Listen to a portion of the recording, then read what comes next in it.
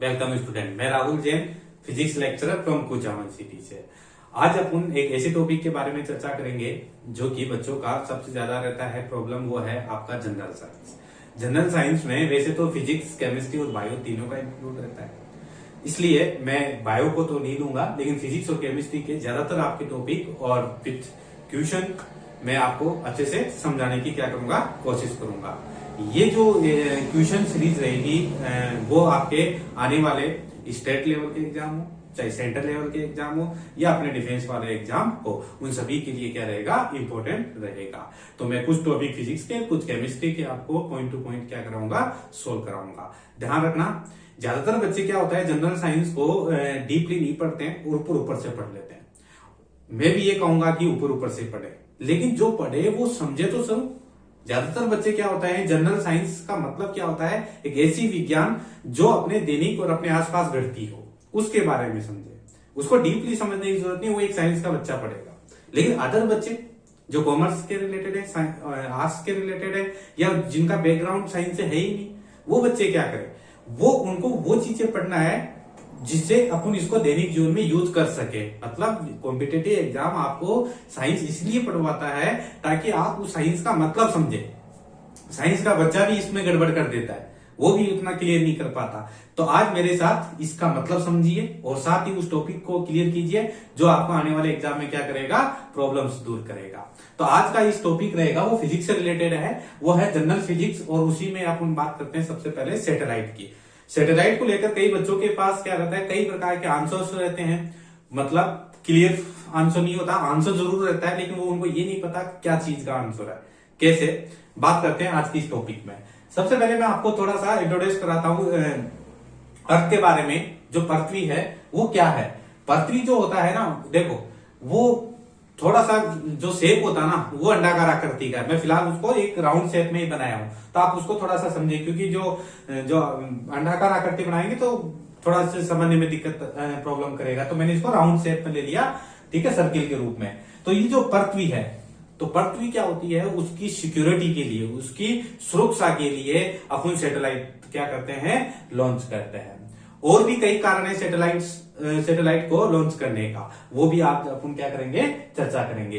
ध्यान रखना, इसमें से आपके पक्का कुछ ना कुछ क्वेश्चन एग्जाम में पूछा जाएगा और आपको खुद को लगेगा कि वास्तव में मैंने सैटेलाइट पढ़ा और आज मुझे समझ में आया कि सैटेलाइट का एक्चुअल में मतलब क्या है। उतना ही पढ़ना है जितना आपको समझना है, मतलब उतना डीप नहीं जाना है कि सैटेलाइट बना के बताना है, वो नहीं, वो तो साइंस वालों का काम है, आपको उसमें नहीं जाना। आपको केवल ये देखना है कि ये अपने लिए कितना यूजफुल है, क्योंकि जनरल साइंस का मतलब यही है, राइट। तो देखिए, जो अर्थ है, उस अर्थ की सिक्योरिटी के लिए क्या होता है कि जो राउंड शेप होता है, राइट, तो उसका एक ऊपर का हिस्सा, एक नीचे का हिस्सा। ऊपर वाले हिस्से को अपन बोलेंगे नॉर्थ पोल, उत्तरी ध्रुव है, और दक्षिणी वाले को बोलेंगे साउथ पोल, मतलब क्या बोलेंगे, दक्षिणी ध्रुव है।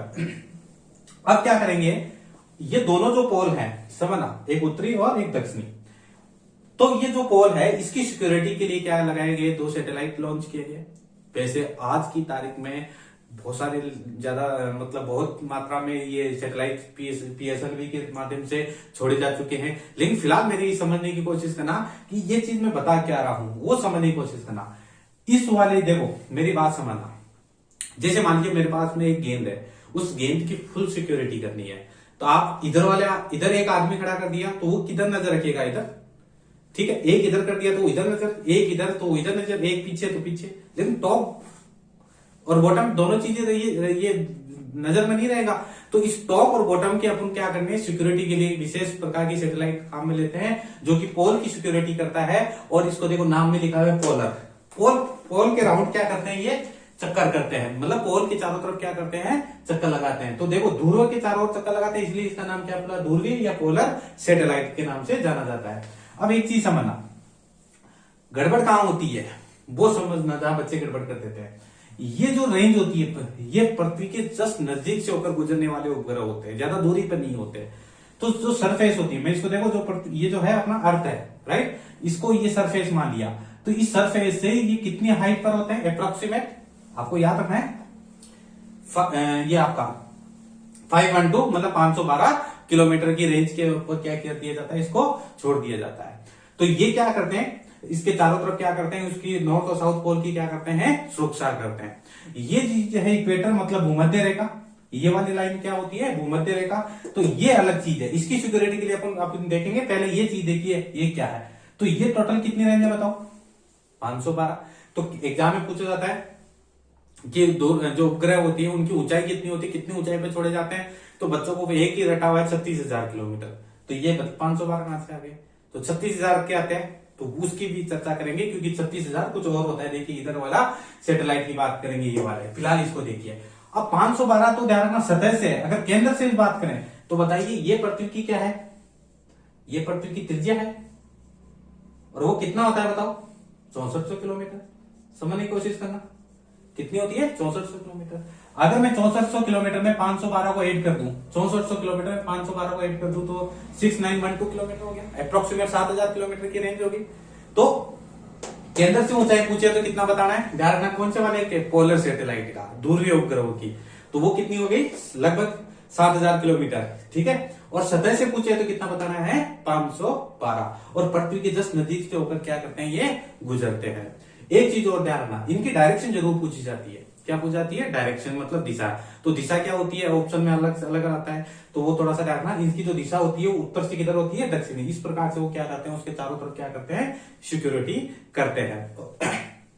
तो इस प्रकार से इसकी क्या की जाती है, पीएसएलवी के माध्यम से इनको भेजा जाता है। और आज की तारीख में लगभग 70 सैटेलाइट भेजे जा चुके हैं, उसमें से 30 जो है वो इंडियन है, और जो 40 है वो इंटरनेशनल लेवल पर है। तो इस प्रकार से इसकी क्या करते हैं, ये सिक्योरिटी करते हैं। लेकिन बात ये पूछे कि न्यूनतम कितने चाहिए, बात यह है कि न्यूनतम कितने सैटेलाइट अपन को चाहिए, तो कि न्यूनतम कितने चाहिए दोनों की सिक्योरिटी के लिए, एक टॉप और एक नीचे। तो एक ही सैटेलाइट लगाएंगे तो एक टाइम पर वो टॉप पर रहेगा, तो नीचे वाला खाली रह जाएगा। तो सिक्योरिटी कैसे हुई, तो दोनों तरफ की सिक्योरिटी चाहिए। तो मिनिमम कितने चाहिए आपको, 2 फुल सिक्योरिटी के लिए, टॉप और बॉटम का, राइट है। दूसरी बड़ी चीज अब लेते हैं सेकंड वाला, क्योंकि देखो अगर पृथ्वी तो राउंड है ना, उसका ऊपर और नीचे तो देख रेख हो गया, अब साइड में से देख रेख करना है। अब मुझे बताइए, जो पृथ्वी के चारों तरफ की अपन को सिक्योरिटी रखनी है, राइट, तो इसकी इमेज चाहिए, मौसम संबंधी जानकारियां चाहिए, सारी चीजें अपन को अच्छे से डिटेल चाहिए उसके। तो वो सिक्योरिटी के लिए अपन सैटेलाइट लॉन्च करते हैं। अब देखिए पृथ्वी की जो भूमध्य रेखा होती है, जो बीच वाली, उसके चारों तरफ, ये मानिए इसके चारों तरफ आप ऊपर और नीचे छोड़ दीजिए, वो तो फिक्स हो गया। अब कितने सैटेलाइट लगाए न्यूनतम, ताकि फुल सिक्योरिटी हो जाए।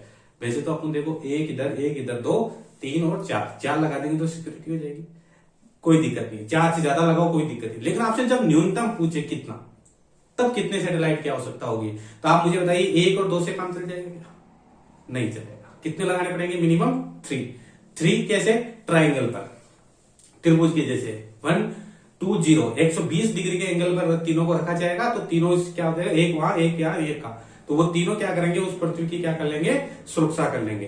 तो देखना इसमें समझना, अगर ये भूमध्य रेखा के चारों ओर चक्कर लगाते हैं, क्योंकि पृथ्वी की ऐसे सुरक्षा तो कर ली, अब ऐसे सुरक्षा करनी है, तो इस भूमध्य रेखा के चारों ओर जो चक्कर लगाते हैं ना, उसको कौन से कहते हैं, भूस्थायी उपग्रह, जियो स्टेशनरी सैटेलाइट के नाम से क्या किए जाते हैं, ये जाने जाते हैं। और ये वही है जो ज्यादातर बच्चे याद रखते हैं, 36,000 किलोमीटर, क्योंकि जो इनकी ऊंचाई होती है वो कितना होती है, देखिए ये पृथ्वी की सतह, और यहां से कितना किलोमीटर का, ये 36,000 किलोमीटर की रेंज पर क्या किए जाते हैं, छोड़ दिए जाते हैं। तो ये होते हैं अपने जियो स्टेशनरी यानी भूस्थायी उपग्रह, जो पृथ्वी की भूमध्य रेखा के चारों तरफ क्या लगाते हैं, चक्कर लगाते हैं। उसकी ऊंचाई कितनी होती है, 36,000 किलोमीटर।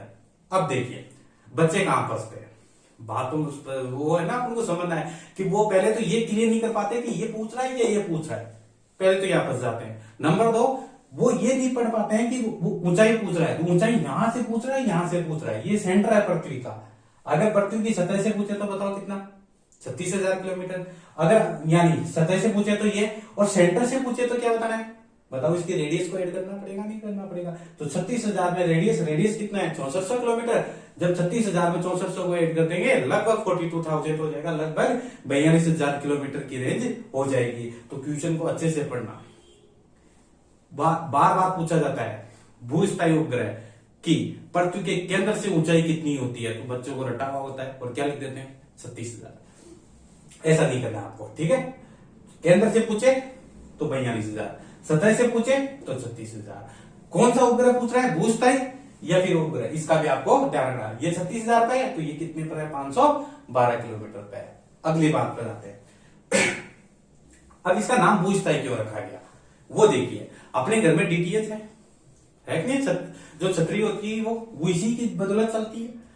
अब मुझे बताइए वो जो स्टेशनरी वो अपनी जो लगा रखी है वो एक जगह फिक्स कर दिया उसका मुंह करके, अब रोज रोज थोड़ी उसका चेंज करते हैं अपन डायरेक्शन, नहीं करते ना। क्यों नहीं करते वो समझिए। पृथ्वी राउंड करती है, एक उसकी घूर्णन चाल होती है। पृथ्वी एक चक्कर लगाने में कितना टाइम लेती है, 24 घंटे का समय लगती है। वैसे 23 घंटे 56 मिनट और लगभग 56 मिनट और कुछ सेकंड लगते हैं उसको, लेकिन इसको अप्रोक्सीमेट आप 24 घंटे याद रखना। 24 घंटे लेती है पूरा राउंड करने में, तभी दिन रात का बनता है। तो ये उपग्रह भी इसके साथ साथ क्या करवाए जाते हैं, चलाए जाते हैं। जैसे पृथ्वी घूमती है वैसे वैसे उपग्रह उसकी जांच, मतलब उसकी साथ साथ घूमता है। तो पृथ्वी से देखने पर, ठीक है, अपन वैसे पृथ्वी पर ही है, तो पृथ्वी से देखने पर जैसे ट्रेन में बैठे हो, तो ट्रेन में अपन बाहर बैठे हो, ट्रेन में ट्रेन का व्यक्ति और ट्रेन चल रही है। अपन बाहर से ये पूछे कि जैसे ट्रेन चल रही है और उसमें एक व्यक्ति बैठा है और बाहर खड़ा हुआ व्यक्ति बोलता है बताइए ट्रेन की चाल क्या है, जो व्यक्ति की चाल है। व्यक्ति की चाल क्या है, ट्रेन की चाल है। तो रिलेटिव मोशन यहां पर क्या करेगा, काम करेगा। तो ध्यान रखना, सिंपल सी भाषा में बोलो, जो ये उपग्रह ना पृथ्वी के साथ साथ क्या करता है, राउंड करता है। तो जो बाहर है, ठीक है, तो वो उसके लिए स्टेशनरी है, क्योंकि इसकी चाल और इसकी चाल आपस में क्या हो गई, बराबर। जैसे ट्रेन में बैठे हुए दो व्यक्ति आपस में एक दूसरे को क्या देखेंगे, स्टेशनरी देखेंगे, स्टेबल देखेंगे, इसीलिए इसका नाम क्या पड़ा, भूस्थायी उपग्रह। तो पृथ्वी के सापेक्ष इसकी चाल क्या है, फिक्स है, बराबर है, इसलिए स्टेशनरी इसको माना गया है। तो इसकी जो चाल है, स्पीड है, ठीक है, इसके राउंड, इसको जो घूर्णन का जो समय है वो पृथ्वी के सापेक्ष से रखा गया है, इसलिए इसका आवर्तकाल पूछे तो कितना होता है, 24 घंटे होता है। और ये बहुत बार पूछा जाता है कि भूस्थायी उपग्रह का आवर्तकाल कितना होता है, तो कितना होता है, 24 घंटे होता है। राइट, ये चीज अच्छे से रखना। और कैसे याद रखोगे, क्योंकि जैसे पृथ्वी राउंड करती है वैसे तो होगा, और पृथ्वी को भी 24 तो इसको भी 24 होता है। एक और मजे चीज ध्यान रखना, मैंने बताया जो ध्रुवीय उपग्रह है उनकी जो डायरेक्शन होता है वो क्या होता है बताओ, उत्तर से दक्षिण। तो ये कैसे घूमता है, ये जो भूस्थायी उपग्रह है जो भूमध्य रेखा के चारों तरफ घूमते हैं, पृथ्वी की पूरी सिक्योरिटी रखते हैं, वो उनकी दिशा पूछे तो आपको क्या बताना है, सेम जैसे पृथ्वी राउंड करती है। तो पृथ्वी की दिशा कैसे होती है बताओ, पश्चिम से।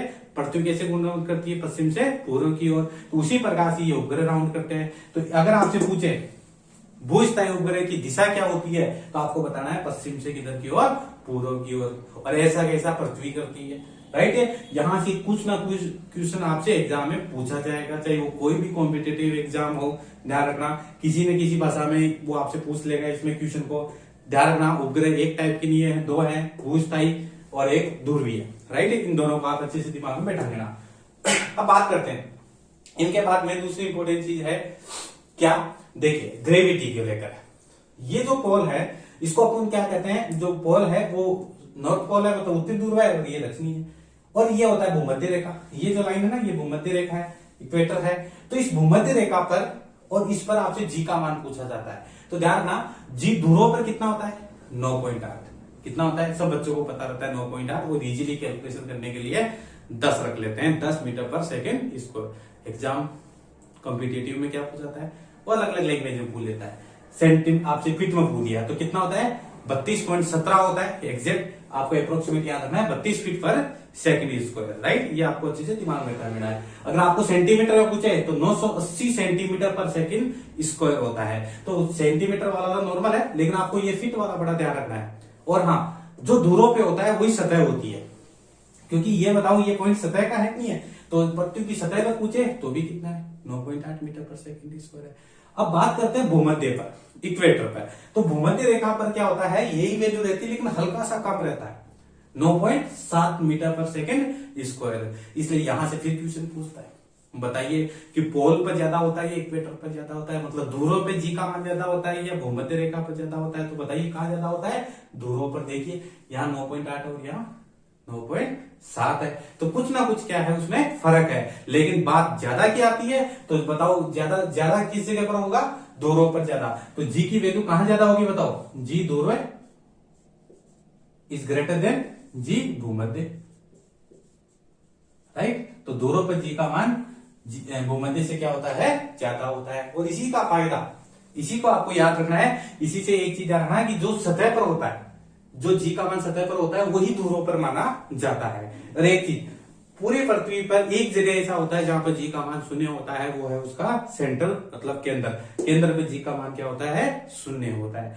या फिर अंतरिक्ष में जहां उपग्रह छोड़े जाते हैं, यानी एक पृथ्वी की सतह से ऊपर जाएंगे, पृथ्वी की सतह से ऊपर जाएंगे तो जी का मान क्या होता जाएगा, घटता चला जाएगा। एक ऐसी जगह आएगी जहां जी खत्म हो जाएगा, और वही होता है बाहरीनता वाली स्थिति, जहां उपग्रह को किया जाता है, छोड़ा जाता है।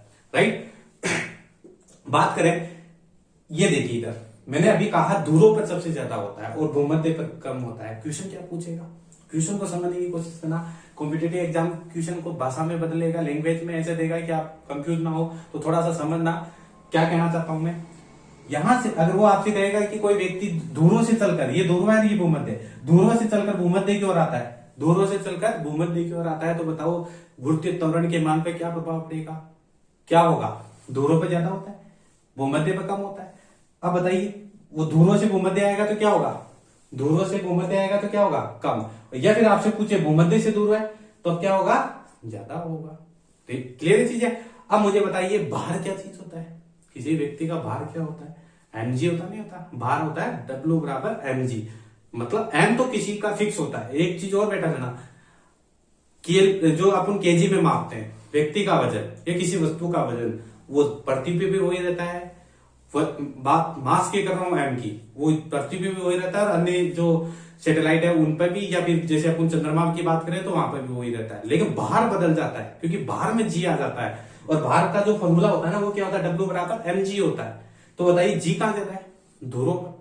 तो भार कहां किसी व्यक्ति का भार ज्यादा कहां होगा, ध्रुवों पर, और भूमध्य पे क्या होगा, कम होगा। तो क्वेश्चन ऐसे आता है, जब कोई व्यक्ति ध्रुवों से चलकर भूमध्य पर आता है, जब ध्रुवों से चलकर भूमध्य पर आता है, तो बताइए उसके भार में कमी आएगी वृद्धि आएगी, तो भार में क्या आएगी, कमी, क्योंकि जी घट रहा है। वापिस जाएगा तो भार क्या होगा, बढ़ेगा। तो वापिस जाएगा तो क्या होगा, भार बढ़ेगा। तो आप इसको थोड़ा सा इजीली समझने की क्या करना, कोशिश करना। देखिए एक और चीज मैं सैटेलाइट को लेकर बताता हूं। सैटेलाइट से एक क्वेश्चन बहुत अच्छा बनता है। अगर ये जो उपग्रह है जो है, इनकी एक अपनी स्पीड होती है, इनकी एक क्या होती है, अपनी स्पीड होती है, जिससे एक कक्षा में क्या लगाते हैं, चक्कर लगाते हैं। लगभग वो होती है 8 किलोमीटर पर सेकेंड होती है। लगभग मैं स्पीड को यहां लिख देता हूं, कितना होता है, 7.9 किलोमीटर पर सेकेंड होता है। तो मैं लगभग इसको 8 लिख देता हूं, यानी 1 सेकेंड में 8। ये उपग्रह कक्षा की क्या लगाता है, चारों ओर चक्कर लगाता है। अब एक चीज समझना, क्वेश्चन क्या पूछता है, अगर कोई पार्ट जो उपग्रह अपन छोड़ रखे हैं, अगर मान लीजिए ये उपग्रह है और ये दौड़ रहा है और ये टूट गया इसका, ठीक है, तो ये टूटा हुआ हिस्सा, ये उपग्रह का टूटा हुआ हिस्सा पृथ्वी पे गिरेगा या अंतरिक्ष में चला जाएगा। तो ध्यान रखना, न तो ये पृथ्वी पे गिरेगा, न कहीं अंतरिक्ष में जाएगा, ये उसी कक्षा में उसी चाल से उसी रास्ते पर क्या करता रहेगा, गतिमान होता रहेगा। तो इसका ध्यान रखना। सैटेलाइट से ये क्वेश्चन पूछाता है, अगर इसका पार्ट टूट जाता है, ये कोई टुकड़ा टूट जाता है, तो कहां गिरेगा, या गिरेगा नहीं गिरेगा, या अंतरिक्ष में चला जाएगा, या उसकी चाल क्या होगी। तो इसके टूटे हुए पार्ट की भी चाल भी वही रहेगी, 8 किलोमीटर पर सेकेंड रहेगी। तो यह इसको भी आप अच्छे से दिमाग में बैठा लेना। एक चीज और बताने जा रहा हूं, जो पृथ्वी राउंड करती है, साइकोलॉजी क्वेश्चन पूछे जाते हैं, क्या जो ये राउंड करती है उसको एंगुलर स्पीड बोलते हैं, ठीक है, घूर्णन चाल बोलते हैं, जो ये राउंड करती है, राइट। इस पर भी जी का मान क्या करता है, निर्भर करता है। तो मैं उसको मैथमेटिक्स कैलकुलेशन में नहीं लेके जाता हूं, क्योंकि जनरल साइंस है, तो मैं उसमें ज्यादा नहीं घुसाऊंगा, केवल कॉन्सेप्ट समझ। अगर स्पीड बढ़ जाती है, पृथ्वी घूमना, अगर ये क्वेश्चन आता है, अगर पृथ्वी अपना घूर्णन को बढ़ा ले तो जी के मान पर क्या प्रभाव पड़ेगा, और कम कर ले तो जी के मान पर क्या प्रभाव पड़ेगा। तो ये आप अच्छे से नोट कर लेना कि जब ओमेगा का मतलब समझ रहे हो, राउंड, जब पृथ्वी जो राउंड करती है 24 घंटे में, ये स्पीड से करने लग जाए तब क्या होगा। अगर ये स्पीड बढ़ा लेती है तो जी घट जाएगा, जी की वैल्यू क्या हो जाएगी, घट जाएगा। अगर स्पीड को कम कर लेती है तो जी का मान क्या हो जाता है, बढ़ जाएगा। या फिर पृथ्वी रुक जाए, घूर्णन करना बंद कर दे। एग्जाम में आएगा कि अगर पृथ्वी घूर्णन करना बंद कर दे तो जी के मान पर क्या प्रभाव पड़ेगा। अगर पृथ्वी घूमना बंद कर दे तो जी का मान क्या कर जाएगा, बढ़ जाएगा, और समुद्र का पानी क्या कर जाएगा, ऊपर उड़ जाएगा। तो इस टाइप के क्वेश्चन आपसे पूछे जा सकते हैं। तो पृथ्वी के रुकने पर जी का मान, रुकने पर मैं यहाँ पे हिंट कर देता हूं, जी का मान क्या कर जाएगा, इंक्रीज कर जाएगा। और स्पीड बढ़ने पर क्या हो जाएगा, जी का मान घट जाएगा। तो थोड़ा सा इसको लॉजिकली आप क्या करने की कोशिश करना, समझने की कोशिश करना। अब मैं बात करता हूं आज ये इस क्वेश्चनों के बारे में, किस टाइप से क्वेश्चन पूछे जाएंगे ताकि आपके ये कॉन्सेप्ट अच्छे से क्लियर हो जाए। देखिए क्या एग्जाम में पूछे जाते हैं, जियो स्टेशनरी जो उपग्रह हैं उनकी ऊंचाई क्या है। तो ध्यान रखना, ऑप्शनों को अच्छे से सुनना। अब ऊंचाई आपसे नॉर्मल दे दे तो 36,000 होती है, लेकिन जब वो केंद्र से पूछे तो 42,000 बतानी है आपको। राइट, ये चीज, ये दो ऑप्शन का ध्यान रखना। कौन से उपग्रह किधर घूमता है, तो ये वाले जो उपग्रह है, जियो स्टेशनरी जो उपग्रह है, उनकी दिशाएं क्या होती है, पश्चिम से क्या होती है, पूर्व की ओर होती है, और इनकी क्या होती है, उत्तर से दक्षिण की ओर होती है। कौन से उपग्रह पृथ्वी के नजदीक से होकर गुजरते हैं, तो वह है ध्रुवीय उपग्रह। ध्रुवीय उपग्रह पीएसएलवी के माध्यम से ऊपर भेजे जाते हैं, अंतरिक्ष में भेजे जाते हैं। और ये जो है, ये आपसे पूछे कि इसको पृथ्वी की संपूर्ण सुरक्षा के लिए कितने न्यूनतम जियो स्टेशनरी मतलब भूस्थायी उपग्रह की आवश्यकता होगी, तो मिनिमम कितनी चाहिए, मैक्सिमम तो कितने लगाओ, सिक्योरिटी के लिए कितना ही लगाओ वो नहीं है, लेकिन मिनिमम पूछे तो कितना बताना आपको, 3 सैटेलाइट की क्या होगी, आवश्यकता होगी। तो उम्मीद करता हूं मेरे बताए हुए क्वेश्चन आपको काफी हेल्प करेंगे, क्योंकि ज्यादातर बच्चे क्या होते हैं, वो केवल लिमिटेड में पढ़ते हैं, उनको 9 पॉइंट याद रहता है, तो 32 फीट याद नहीं रहता। दूसरा, उनको यह हाइट में दिक्कत करती है, तो आपको उस चीजों में नहीं पढ़ना है, आपको थोड़ा सा कॉन्सेप्ट क्लियर करके जाना है, कम से कम वो क्वेश्चन तो सही हो। और हाँ, सैटेलाइट अपने लिए मतलब खुद अपने दैनिक जीवन के लिए बहुत ज्यादा इंपॉर्टेंट चीज है, क्योंकि अपना मोबाइल में जो गूगल मैप चलता है, ये मौसम संबंधी जानकारियां अपन को मिलती है। मछुआरों को समय से पहले जो तूफान आने की या तूफान या पानी में उठाव आने की जो सूचनाएं मिलती है, वो सभी इन्हीं सैटेलाइट के माध्यम से मिलती है। तो दैनिक जीवन में सैटेलाइट का महत्व बहुत ज्यादा है, मैं तो कुछ नहीं बता रहा हूं, उसमें से बहुत ज्यादा उपयोग है। कभी डिटेल से क्लास लेंगे नहीं इसकी थ्योरेटिकल पार्ट में, तब और डिटेल से बताऊंगा। तब तक के लिए थैंक यू, धन्यवाद।